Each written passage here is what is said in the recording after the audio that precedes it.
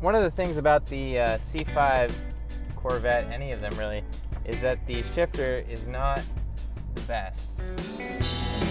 Put this in.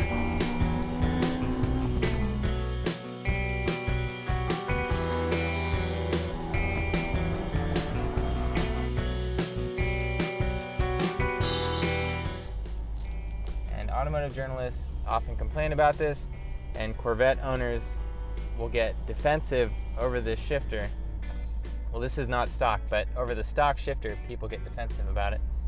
And there's no sense in getting defensive about it. If you've driven a stock C5, you know that the shifter is not very good. It's not good compared to other sports cars like Porsches or even Hondas. In this case, we're doing a comparison between a Honda S2000 track car and this car. And the Honda S2000 is known to have one of the best transmissions. And so I wanted to see if I could make this transmission feel as good as a Honda S2000. And it feels pretty good now.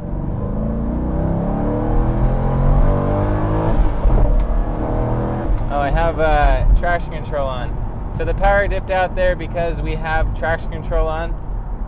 But you can see that this transmission just goes right into gear. It didn't used to shift that well with the stock shifter, and so what do I have differently in here? I have an MGW shifter. I have eliminated the skip shift feature by plugging in a resistor on the transmission. Transmission is in the back if you didn't know that in this car. And I have also done the anti-venom mod, and so I can literally shift with one finger. So I'll take my thumb, clutch in, neutral, blip, boom. That easy. So this MGW unit is really great, but it can also feel pretty clunky, just like the stock one, if you do not have the proper shifter height on here. For example, if you take this Hurst shifter ball knob and you screw it all the way down on the shaft, you don't have any leverage, and side to side will be a real pain. And it might even feel worse than the stock shifter. And you see people online complaining about that. And so it's very important to get the shifter knob height correct, because otherwise you will, still have problems with it. You'll still be unhappy with it. But again, one thumb, I do a blip, perfect downshift, no effort. And so this is pretty close to the S2000 transmission in feel, but the pattern is actually tighter than the S2000 transmission. The MGW shifter is so short, it's almost too short, but there's very little shifting effort. It just goes right into gear, and it's totally transformed. So again, I only did 3 mods here. I did the complete MGW shifter kit,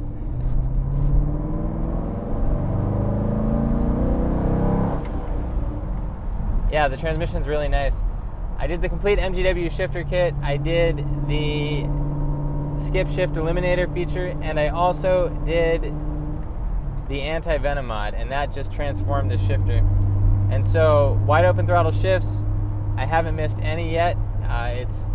This shifter feels really, really good. I'll take off from this light and I'll show you how great it is.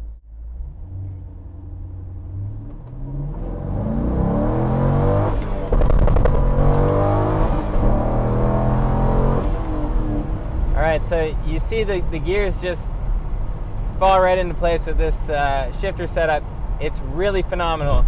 The stock C5 Z06 shifter was not anywhere close to how this feels.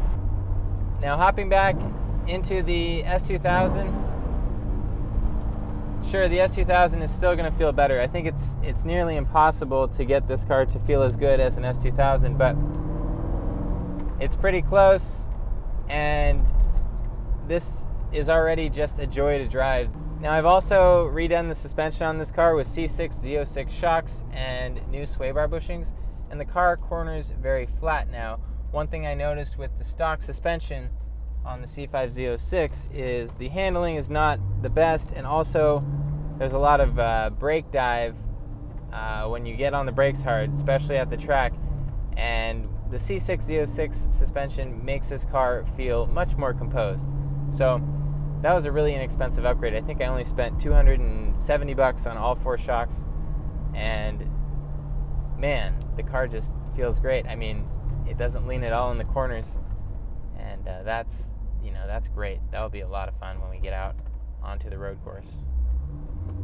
I know this is a relatively short video. We don't have a lot of content here, but it's a very important video because the stock C5 Z06 shifter was so disappointing.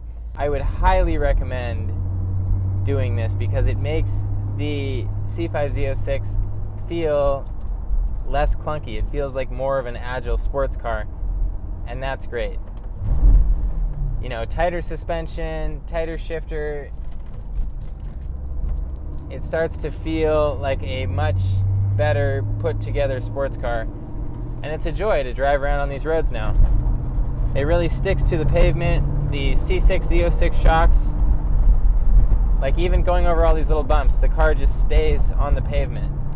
Then I come into these corners, double clutch downshift, it's flawless. We come around, exit, get on the throttle, and flawless. This feels like a proper sports car now. It's an absolute blast. This weekend I'm going up to the mountains. I'm going to work on my off-road toys, get those ready because winter is coming. So that's what's going on next. As far as the S2000 versus Z06 comparison goes, as we go forward, we are going to be talking about the power plant. What are my plans for the engine in this car? What are my plans for the S2000's engine? And how much power are these cars making? Are they similar?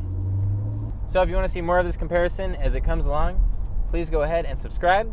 We will have more S2000 versus Z06 content with the ultimate goal of taking them both to the track and pitting them head to head. That's all I have for you guys. Thank you for watching. Make sure that you enjoy your car.